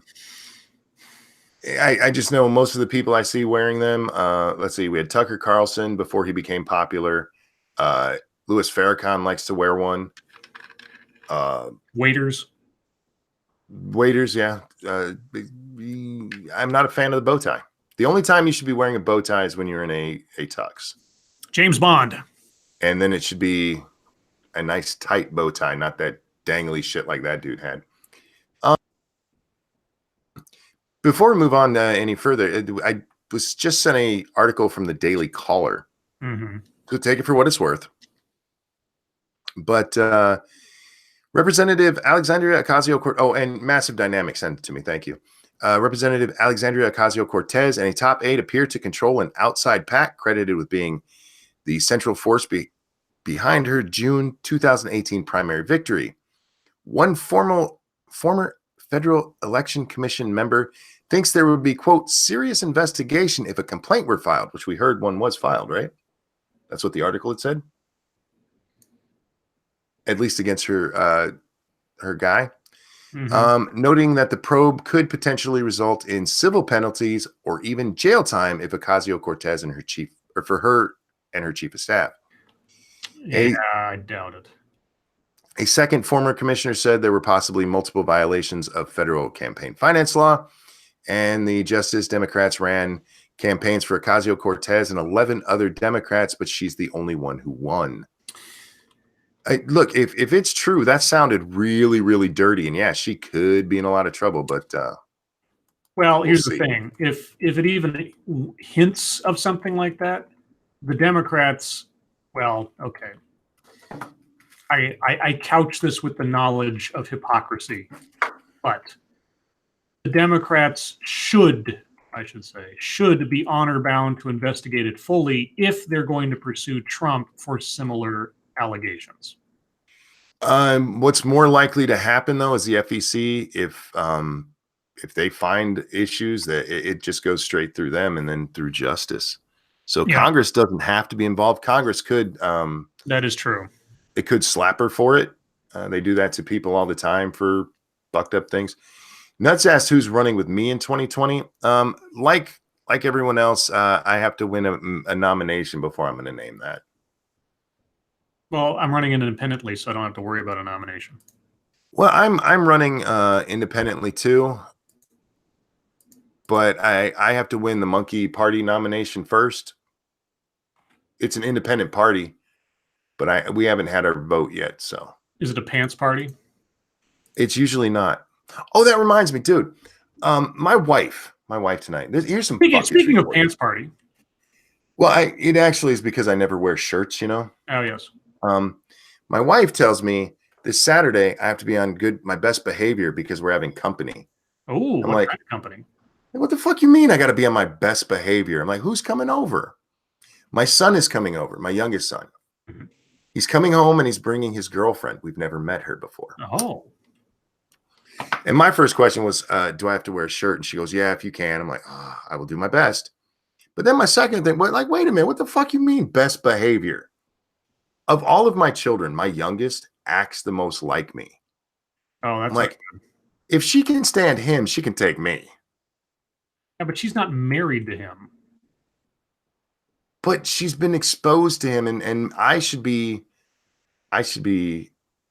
nothing. I mean, I'd like, he says worse stuff than that all the time. Yeah, but she has a bit more of a tolerance for him since he's her son. What I'm saying is my wife thinks I'm inappropriate, and I feel like that's not true. Yeah, well, she feels like she can take certain responsibility for his behavior because she's at least half her, or he is at least half of her. Otherwise, you're an independent actor, and it's all your fault. Faithless says, is this the left SJW son? He's leftist, and yeah, but he's still my boy, man. My boy. That's my boy, Blue. That's my boy. Okay, so we talked a little bit today because the Brie Larson thing is blowing up. We're getting ready for Captain Marvel, right? Oh yeah, I'm totes excited, yo. Well, that's kind of what I wanted to talk to you about. I'm going to get your opinion on this. Polly asked us today what we thought opening weekend would bring. What dollar amount? Because here's the thing. Oh, the original dollar amount when they talked about this a couple months ago, when like they were pushing it real hard, but she hadn't opened her dumbass mouth, was between 160 and 180 million dollars, depending on where you look. Yes. That has been revised from anywhere to 65 million to 80 million. So cut by half or more than half, depending on which numbers you use. I said, I don't think it's going to make more than 60 million. It's opening weekend? Opening weekend. And opening weekend is the big one, guys. That's where movies make most of their money. And I based this on a couple of things. We went and we looked up how much Ghostbusters made in its opening weekend. Mm-hmm. And it only made like 40 some million. Yeah. And then I looked at Ant-Man and it made 57 million in its opening weekend. Yeah. And even with the push for this, because they've been pushing this all over, with Bree's comments and the fact that this is Captain Marvel, I just don't think it's going to get close to 70. It's going to, I will be surprised if it hits 70. Well, I'll go out on a bit of a limb, and I will say something between 80 and 83, somewhere in there. Split the difference, say 82. Just say 82 million, because first and foremost, there has been so much press. It is the effective prelude to whatever's going to happen in Infinity War or Endgame. And it's still a Marvel movie. The opening weekends for movies that have that kind of backing, plus they're branded as some sort of like cause du jour. Add all those factors together, I don't see it doing amazing, but I don't see it doing nothing at either. So I'm going to say 82. That's my guess. Faithless says, I never heard about Ant-Man. They didn't do a lot of advertising for Ant-Man. No, and it was in relative terms, it was a relatively modest Marvel movie as far as like budget and everything else. Mm-hmm. It wasn't big and flashy. It was a bit of a different tone. And you got to remember the production problems that movie had. It was an Edgar Wright movie until it wasn't at almost the last minute. Changed directors. They had to renegotiate with the actors and everything. But overall, it was an entertaining movie. Was it one of Marvel's best? No. But as compared to any DC movie to that point, it's still great. It's still fun. It's a fun movie. Who said that one? Peter says there are a lot of progressives that are wet for this movie, and people see it just to see what happens after the credits. Yep. I'm not sure that's the case. Here's the problem. Brie Larson pissed off the biggest comic book fandom. Most people who buy comic books are white males. That's been that way for a long time. It might be switching because nobody's buying comics anymore. But your biggest fandom is white males, and she basically told them to go get fucked. And we haven't seen anything that really makes up for that. And the last time we saw a movie that did something like that, it was Ghostbusters. This doesn't have quite the same hatred for it that did by the time that came out, because we had was it Paul Feig, whatever his name is, come out, and he was a big douche about it. But Ghostbusters was, in relative terms, a relatively musty IP at that point. Marvel has never stopped having momentum behind it, regardless. Like, Ant-Man didn't do awful, even though he's not a top tier character, and they didn't do a big advertisement blitz for it or anything else. It even rated a sequel, which was okay. I watched it like just a couple weeks ago for the first time. But yeah, this movie isn't going to do awful. I don't think it'll do great. And I think it'll peter off pretty quick unless it is reviewed just like gangbusters. You might see, if the movie is better than all of the controversy has been, you might actually see an uptick by the second weekend if word of mouth improves its prospects. But yeah, it'll do okay. It won't do Black Panther money, but it'll do decent, I think. Peter says that Black Panther did a similar thing with black showings and shit. That did pretty well. Black Panther didn't do that. Most of what you saw around Black Panther was entertainment news, websites like The Root. Yeah. The actors, they didn't go out there and go, this is a black movie only. Right. This is for black people. You white people stay home. Marvel, they just did their normal thing. And Brie came out in this one. Brie's the problem here. It wasn't Marvel. Even with their little bit of her stuff in the trailer, where they're like making sure we know she's got titties. They didn't really push this as some feminist thing.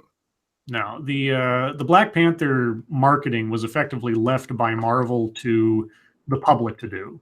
Yep.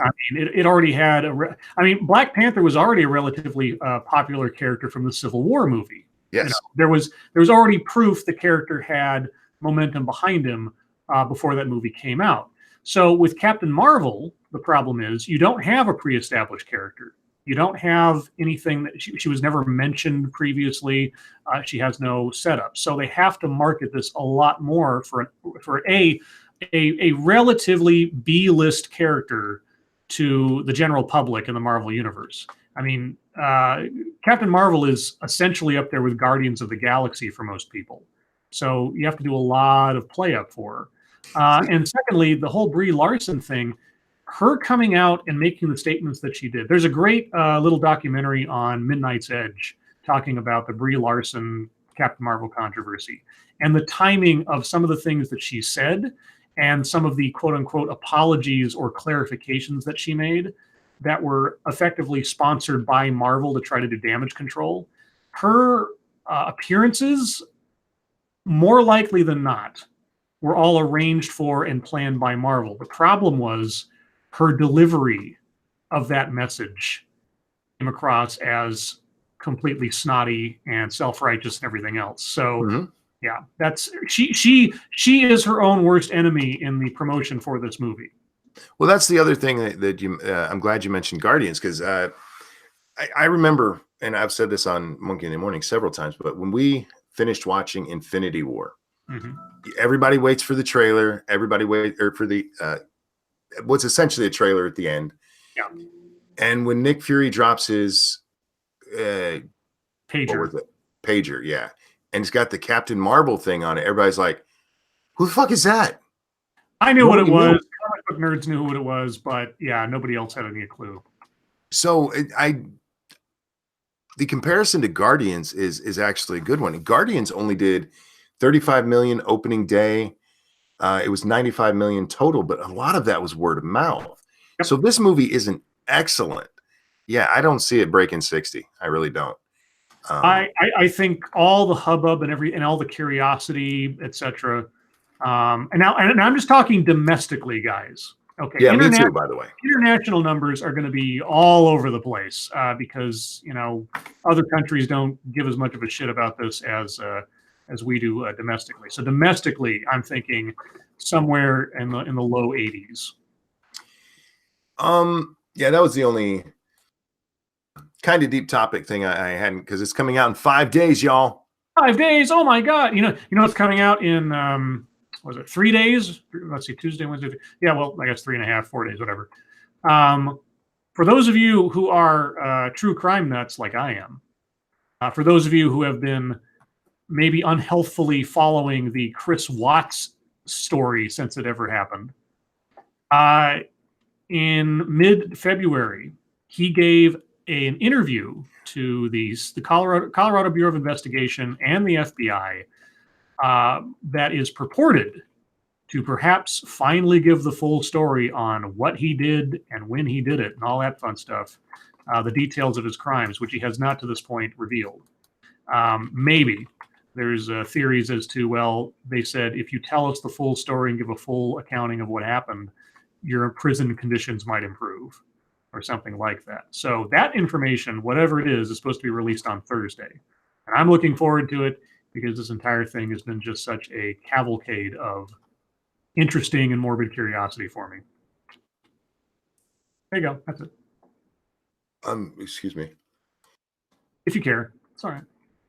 No, I'm over here with this hiccup thing where I can't, I hiccup and then I can't swallow for a few seconds because my throat got fucked up during my surgery. Thank you, guys.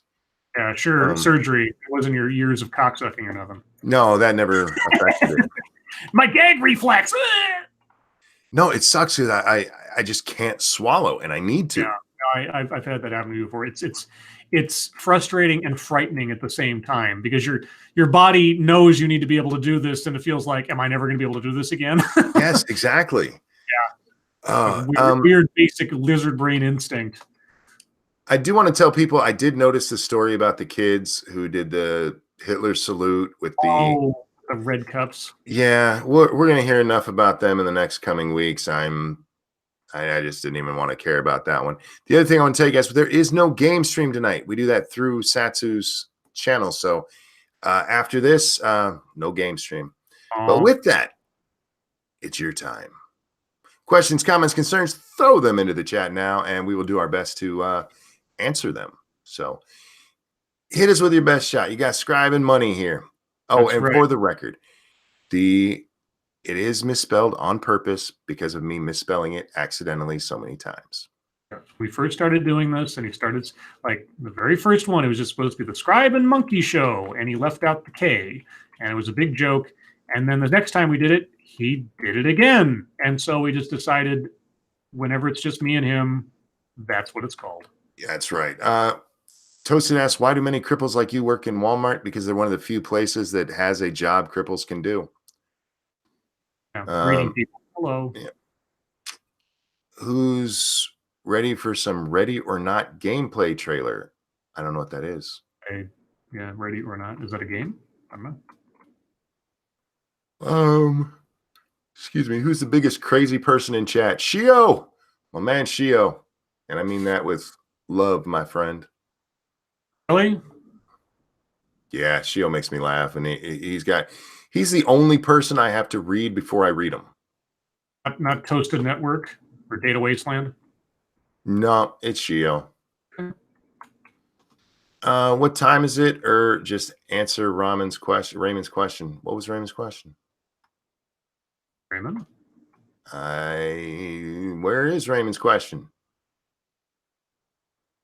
I don't see a question. Type it again. Guys, just as a tip, instead of asking us to read your question, just restate your question, because it saves us from having to scroll up or try to find your question. Yes, 2 a.m. monkey in the morning. Maybe. We were late yesterday because I was playing a video game, which I'm probably going to do today, and I just lost all track of time. So we'll see. Around there. How about that? Brie Larson was hotter. Would Captain Marvel get this much shit if they still said the same stupid stuff? Yeah. What was the question? Sorry. If Brie Larson was hotter, would Captain Marvel get this much shit? Look, Brie Larson's not ugly. No. She's just, I mean, she's not even plain. She's more towards attractive.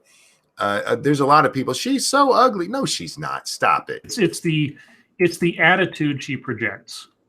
And yeah, go ahead. And that's fine, but that's not her physical appearance. Right. No, it's got nothing to do with her physical appearance. She's in. I mean, for the sake of the role, I mean, most of the Marvel actors, they put them through ridiculous physical training for those roles. Just look up like Chris Hemsworth's training regimen for Thor, or the changes that Chris Pratt went through between getting the role for Guardians of the Galaxy and then filming for Guardians of the Galaxy. She's in great shape. She was pretty to begin with. I barely knew who she was before Captain Marvel. I think I'd heard her name a couple times. She wasn't top in my mind as an actress or something, but I didn't know her work. But just from her public performance, let's say, and honestly, that first trailer, I will say it again and again, that first trailer for Captain Marvel that came out, I was so underwhelmed by her. Just the aura of bored that she emitted, her face, her attitude in the trailer. I didn't know anything about her as a person. This was before all the feminist stuff came out. This was just her looking like she didn't want to be there. I mean, the most joyless, stone-faced, unenthusiastic. Well, and I understand some people said, oh, well, that's because in the movie she's been like brainwashed and stuff and everything else. And I'm like, well, okay, but every single scene they showed to try to sell me on the idea of wanting to see this movie was of an absolutely uninteresting person. So we talked about this quite extensively because it's not just her not smiling, because there's this campaign out there where they took superhero pictures and they made like Chris, who's Captain America? Chris Evans. Yeah. And they put a smile on his face in the movie poster. It's like, look, it's not just about her not smiling, which, by the way, Chris Evans does smile in the movies. Yes. All of the guys do at times. But in that original poster, he has a look of determination on his face. Yes. And no matter what she's doing, she's in the middle of fighting people and she's just stone-faced. There's no other facial expression except for, I'm so bored right now. So for anybody out there, telling women to smile is sexist. How about, okay, fine. Tell her to grit her teeth, for fuck's sake. Yeah, I mean, nothing in the trailer, like, even taking away, okay, joy, if whatever. Nothing in that trailer said superhero to me. Like, even in the comic book sense of like truth, justice, the American way, just a little bit of energy. I guess that was lacking. Not a particular mood or anything, but just some energy. It was just like she was a mannequin throughout the entire thing. And again, I understand. Maybe it was because she was brainwashed, or maybe that's the character. She's just that way. Well, I don't know what to tell you. None of the Marvel movies, none of the trailers, even the ones that I never went to see in the theaters, like Ant-Man and the Wasp or the second Guardians of the Galaxy, none of these things, any of them, made me feel like that character doesn't want to be doing what they're doing, or that this is a movie that doesn't seem to want me to have fun with it. You know, even if it's a movie that's like even Winter Soldier had a little bit of like pop to it, even though that movie is far from being like fun or funny or anything. So anyway, I can go on. Ever heard of the Bayonetta games? I have not. I have. They got a lot of flack by people going like, this is a complete sexualization of a woman. Look, her hair is she wraps her hair around herself to make clothing, and she's just a fetish to it. Except the character was designed and created by a woman, which they rarely ever mention. But yeah. If you could rewatch any movie as if it were for the first time without knowing how it ends, what would it be? My favorite movie. I watched that one anyway. An Officer and a Gentleman. I fucking love that movie, and the ending is the best part. I guess with those criteria, probably The Usual Suspects. Even though that movie's still enjoyable to a certain extent, it's not nearly as enjoyable as the very first time I saw it. So, yeah. If you left out the K in the previous two streams, why didn't you just add them back in the third stream? Well, okay, I'm gonna help you out here. And guys, remember what I'm saying here. If you ask why I did something, the answer is almost always because it amused me. That's it. It amused me that I'd fucked that up twice. So I'm like, fuck it, we're just going to do it. Yeah, guys, another thing. A lot of traditions in life are formed around mistakes and miscommunications. Indeed. If they happen enough times, it just becomes habit, it becomes a running joke, and eventually just becomes tradition. So you ever hear the story about... it was at like Thanksgiving or something, and the mom took the smoked ham and she cut off both ends of the ham before baking it, and then her daughter cut off both ends of the ham before baking it, and they never really understood why they did that. It was just what they did. And then one day they go to their great grandmother and say, we've been doing this since we were kids. Why are we doing this? And she's like, oh, well, back when I was your age, our oven was so small we couldn't fit the ham in. Mm-hmm. And that was it. That's, something like that. And so there you go, guys. Just so you know. Are we ever going to do another movie review, or going to review another movie like Cloak and Dagger? I don't know, guys. I know you guys like those, and it's a timing thing. We'll have to see. I still haven't watched Reservoir Dogs, and you're going to get me in trouble for not watching movies. Yeah, I still have my unopened copy of Don Juan DeMarco. Oh, I fucking love that movie. Jacob Jet says, no game stream. You know, we have a little stream on Minions of the Zoo before you do Monkey in the Morning. Oh. I do. And I was actually invited on last night. And again, I started playing my game, and next thing I knew, it was 4 hours later. But yeah, guys, go check out Minions of the Zoo. It's on the Minions of the Zoo channel. We need to get Monkey an alarm clock or some kind of like event alert deal. I'm sure there's one built into Google Mail or something you can set up. No, I honest to God, because I play on my main screen. I just happened to look over to my side screen and I saw the time. Like, holy shit! It was 3 o'clock in the morning. You are such a hot property. You need to start setting up a planner, something that'll like send you a text or a tweet or something that will alert you. Here's the problem. I forget to enter stuff into it. Whenever you say "here's the problem," I just replace that word with "here's my excuse." That you can call an excuse if you want. My memory just does not work like you think it should. Well, that's okay. Do you want me to set up your schedule for you? I mean, you could. I forgot to take my medicine yesterday until almost 3 o'clock in the morning. Yeah, when you get like an invitation to something, just tweet it to me, and like we'll figure out something that sends you alerts through like Google Mail or something. Sanguine says, "Lady Monkey telling you not to behave, or telling you to behave, is just like you not. It's just like telling you not to ask the new girlfriend about her take on tongue buttering turtle caves. I wouldn't do that on the first night. Not unless she's a listener of this show. Matt says, Lords of the Night, did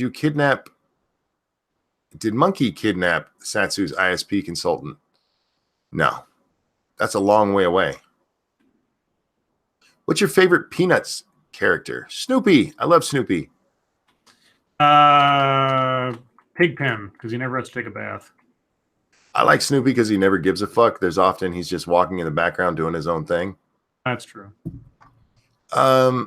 What movie would you love to review? I think we've done most of the ones I would love to review. Somebody asked me last night if I liked Last Boy Scout. I'm like, are you kidding? Did you not see the review? Review on that. Yeah, Last Boy Scout's great. How many envelopes could Steve Shive's moist lips lick before going dry? All of them. Have you seen Spider-Man Into the Spider-Verse? It's actually good. No, and I probably won't. I have not. I hear it's good. I haven't heard any bad things about it or anything. I just don't have any interest. Spider-Man for me as a character in media kind of stopped in the mid-90s because the whole clone saga thing, and then later on the One More Day reality reset and all that stuff Marvel did. It's kind of like, I'm just going to remember Spider-Man when he was good when I was young. Mm-hmm. Comic books that I have, the stories that I've got there's a series of, I think it's called Marvel Masterpieces or something like that, where they would reprint classic copies of Spider-Man comics and other comics. I own a whole bunch of those from like the really. I have a reprint of the very first Green Goblin appearance. You can't get much better than the classic Spider-Man, and those stories have been told in one way, shape, or form. And I don't need to see all. I mean, I'll see the Marvel movies just because I like seeing Spider-Man on the big screen, because that didn't happen a whole lot when I was younger, and I like that. But as far as like other media or other comic books, I'm pretty much done with it. I don't need to see 90 different versions of Spider-Man because somebody decided the real one wasn't good enough. Yeah. Jar Jar Binks, thank you. I suffer from short-term memory damage. Welcome to the inner circle. Yeah, mine is the medicine I take. It's a side effect, which really sucks because I used to have a really good memory. Have you heard of Justice Democrats? They put out a casting call for people, and Cortez's brother sent in her nomination. She never even planned on running. I know who the Justice Democrats are. They're the ones who forced out Cenk Uygur at the beginning. Oh yeah, that's right. Kyle Kalinske was big with them. I don't know if he still is. Yeah, they were going to set out the real politicians who were only care about the people, until they steal $1 million for themselves. Hey, now that's just alleged. Allegedly. Sorry, did I say that wrong? Got to be like the press monkey, and you have to make sure you not say it with definition that it's true. Brie Larson is more wooden than Groot. Oh, fair enough. For you and Scribe, has there ever been a talking point like the wage gap or 1 in 5 college stats that you didn't question initially or have always been skeptical of such claims? Those two, I've always been skeptical of those because they make no sense. With the wage gap, the first thing I go to is like, and this has been brought up so many times, if you can pay women basically 3/4 of what you pay men, why wouldn't you hire only women? Right. As for the 1 in 5 college stat, and by the way, that's gone as low as 1 in 3, depending on how you ask, and 1 in 4 is what they're running with these days. Yes. That is 1/4 of every woman who goes to college is raped or sexually assaulted. And the first time I heard that one, that sounds wrong. So I went and looked where they got that stat from. Yeah, that just sounded like a whole lot of rape. Yeah, it was something like I forget who it was, but somebody said that would be worse than the rape statistics in the Congo if it were true. Yeah, Milo points that out. Was it Milo? Okay, I thought I heard it from Christina Hoff-Summers. Anyway, yeah, the wage gap one. Long before I saw a skeptic video talking about it or debunking it or anything, I didn't look into it that deeply because I wasn't as sort of in tune at the time. But I always thought to myself, well, we have laws that make that illegal if that's true. That'd be sort of like a reflexive thought I'd have, but I wouldn't give it much more thought after that. until later on when it became so much more of a talking point. As for the rape thing, sexual assault on campuses, yeah, that always sounded so goofy to me. But then, I didn't have any sort of reference for its accuracy. When I saw, it was a couple of years ago, Christina Hoff Sommers did a complete review of basically the source of that information or that estimate and all this, and pointed out how the study was done completely wrong if it was going to be trying to find that information, and so on and so on. And yeah, at that time, it was 1 in 5. But now it's jumped down more to 1 in 4. I don't understand how it suddenly jumped up a whole, whatever percentage point or fraction, whatever. I can't talk today. I'm going to stop talking now. Sad Boy says, monkey, sad boy. There you go. Harbos, what's that? What'd you sad? I don't know. Oh, okay. Harbos asks if either of us have seen the TV series The Orville. It's being said that Star Trek, or it's more Star Trek than the actual Star Trek Discovery series. I haven't seen it. I've heard very good things about it, but I haven't seen it yet. I've seen a couple of episodes. It's kind of sad that what is effectively sort of a Star Trek satire, kind of, or homage, is better than the new Star Trek coming out of things. That is pretty sad. But then they hired a lot of people who worked on shows like The Next Generation to work on that show. So is it any wonder it kind of strikes a chord with Star Trek? Yeah. Irish Rose asks, what do we think about the Terry Crews thing? Yeah.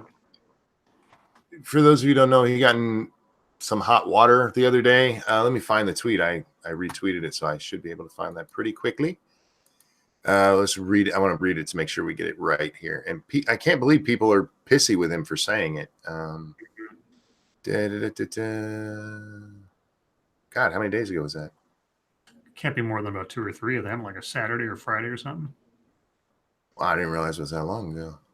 Something like that. I thought I saw it over the weekend. What, how the fuck am I missing this in my? I didn't do that much on here this weekend. Google Terry Crews, you'll find it. No, that's too easy. Oh God. Here it is. Thank you, Ebony Williams. Ideal ice cream sundae. Also Scribe.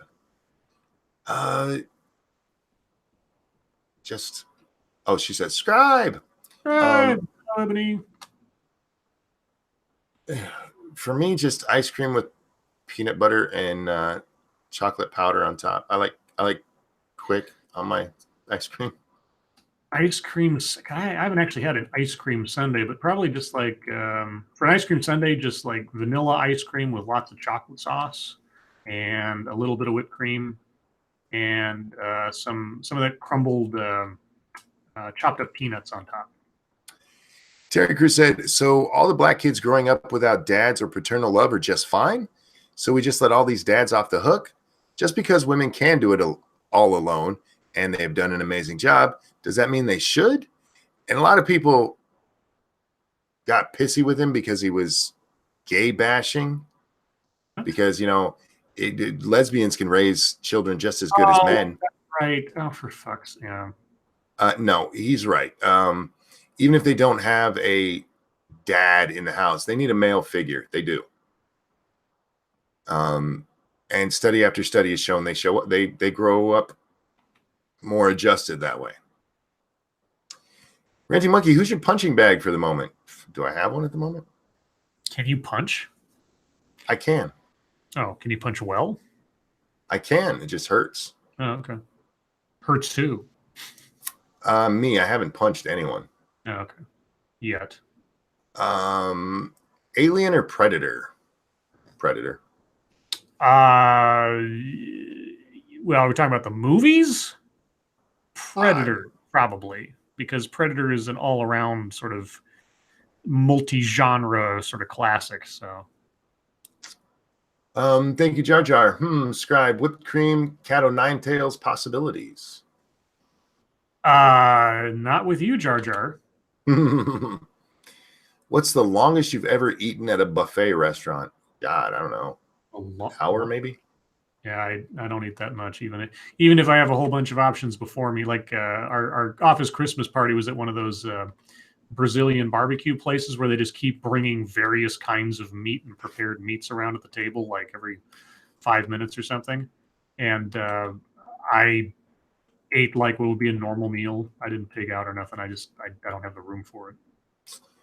I tend to eat what I want to eat very quickly, and then sit there as everyone else eats, and as we talk, those have always been like big family things. Scribe, I feel that the judgment she has received from the internet was basically some weird why she got a flat ass, and I'm like, okay, but really? Well, yes, Internet. people are making fun of her flat ass, but they're doing it because she was a bitch. Yeah, don't get me wrong.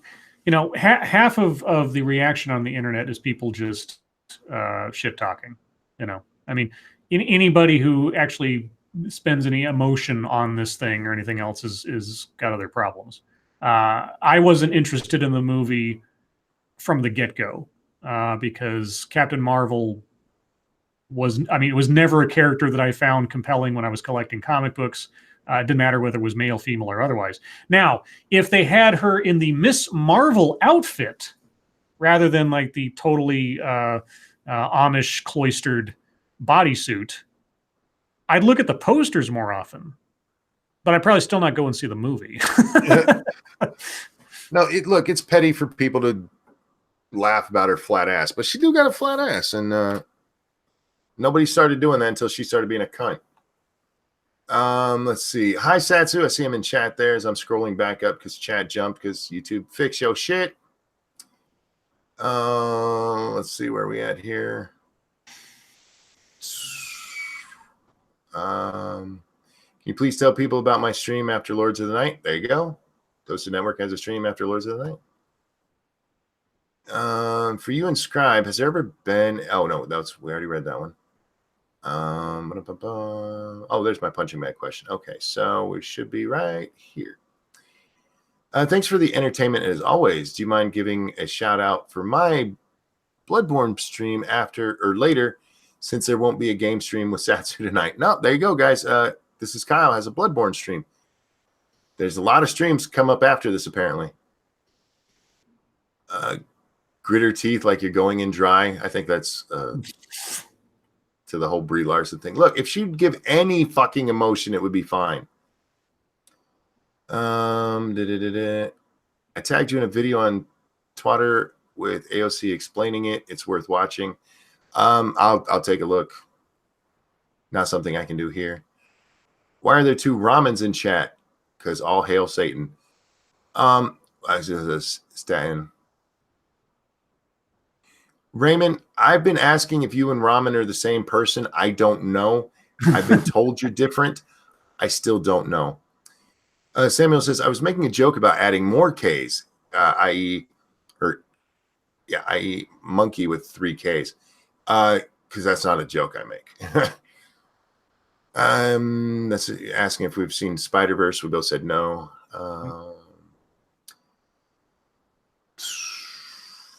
Sorry, guys. Looking through here for the questions. Your kid's new girlfriend, how tall is she? No idea. Didn't ask. Favorite breed of dog? Oh, I used to say German Shepherd, and then we had the German Shepherd mixed with the Saint Bernard. Both parents were purebreds, and I loved that dog. He was so goddamn dumb, but he was so protective of the family, and he was scary looking, man. Mm-hmm. He looked like a golden retriever on steroids. And he was beautiful and, yeah, very, very protective of the family. Favorite breed? Me? Yeah, you. I'm not a dog person. There you go. What's the difference between a rhino, conservative, and Republican? Rhino is Republican in name only. That means they actually vote Democrat. Right. Conservative is just where you lean. That doesn't necessarily mean you are a Republican, that you're not a part of the Republican Party. And a Republican is somebody who's actually signed up to the party, registered with them. Satsu, have you watched Overlord? Just had to write. I'm assuming not. Guys, I know I'm missing a ton of questions and we're coming to the end, but you guys have been so, every time you guys are so interactive. Your interaction is amazing. Can Republicans be liberal? Sure, why not? I mean, you have your blue dog Democrats, you have your liberal conservative or liberal Republicans. Yeah. But with that, guys, it is the top of the hour, and I am so sorry we didn't get to more questions. Holy shit, you guys were engaged. Here's the thing.